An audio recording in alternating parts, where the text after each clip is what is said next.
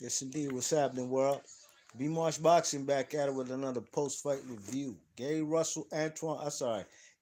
Antoine Russell. Yeah, 13 and 0, 13 KOs. Faces Jovanie Santiago, man out of Puerto Rico, who in his last fight fought the man Adrian Broner in a fight that I thought he beat Adrian Broner. I had him beating Adrian Broner. Well, Santiago's next fight, he faces this young undefeated fighter from the USA, Capitol Heights, Maryland, to be exact.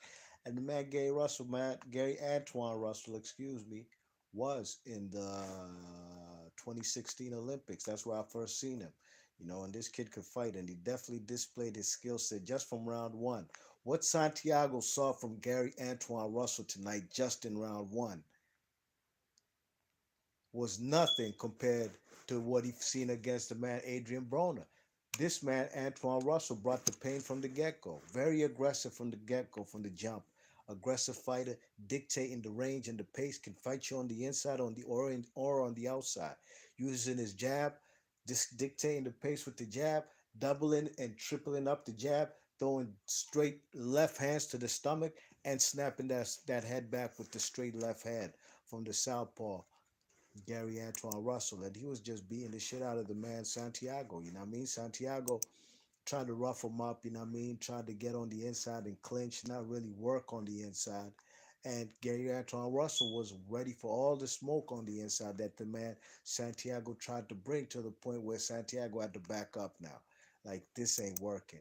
This kid is throwing fast combinations, tripling up and doubling up the jab, sometimes throwing four punch combinations.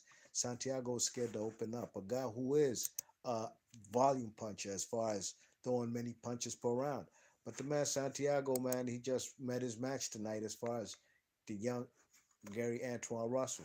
Gary Antoine Russell even drops the man Santiago in the fourth round. He drops him with a beautiful setup, you know what I mean? Combination.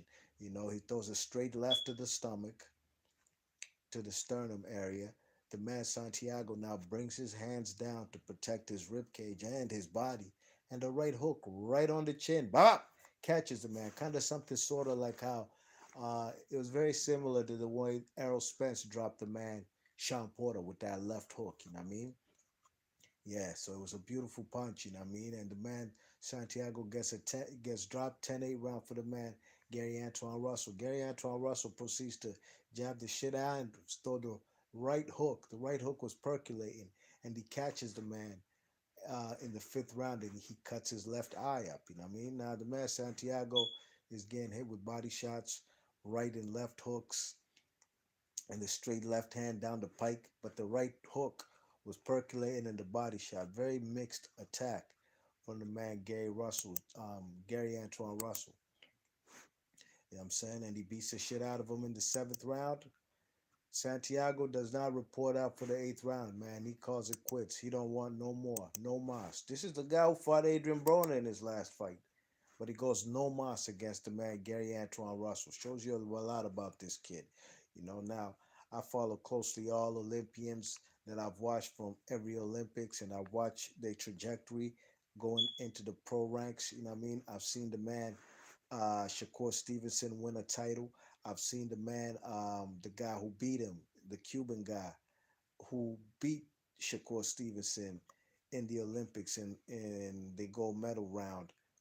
He lost his pro debut. I'm forgetting his name right now. It's escaping me. I see Joshua Buatsi, a guy who was retweeting my videos from the Olympics in 2016 when I was making videos about the Olympics. He's yet to get a world title shot, but the man Lawrence Okoli, who was a tw- who did not win no medal, unlike Boatsi, who won a bronze medal. He's a world champion right now. So it's about time these guys who are in these Olympics, they get their shots. Look at MJ Akhmadaliev at 122 pounds, the fastest ever to be a unified champ. Man was like 7-0, 8-0, and grabbed himself a world title. Now it's Gary Antoine Russell's turn. You think Adrian Broner, he calls out the man Adrian Broner. Adrian Broner will not get into the ring with this man. And if I was his manager, hell no, cuz I'm not putting him in there with them, because Gary Russell can't even beat Santiago. You see what the man Gary Antoine Russell did tonight against Santiago, it's night and day. This kid will battle AB. You know what I mean? So, this is a guy who's fought the man Jerome Ennis, who's a good welterweight contender right about now. Gary Antoine Russell, they fought 4 times in the amateurs, with Gary Antoine Russell winning 3 out of 4. So this kid is ready, you know what I mean? And I hope he gets his opportunity. Not so much for a world title to face, but you never know. Look, he might get his opportunity when one of those all them titles get vacated. When Josh Taylor does so happen to move up, you know what I mean? That's when he's gonna get an opportunity at a world title. But right now, Santiago is the best fighter for sure that he's beat on his resume. I'd like to see him fight more journeymen or gatekeepers and or contenders on his level in order for it to be on route to get himself a world title shot at 140 pounds. You know what I mean? So excellent performance by Capitol Heights, PG County's own Gary Antoine Russell. With his brother Gary Russell was in his corner, being his second in command. You know what I mean? Being the cup man. But it was a very good performance, man, and I'm proud of the kid. Hopefully, we see this man come on strong and continue to get his man out there per usual. 14-0 with 14 KOs. I'm gone. Peace.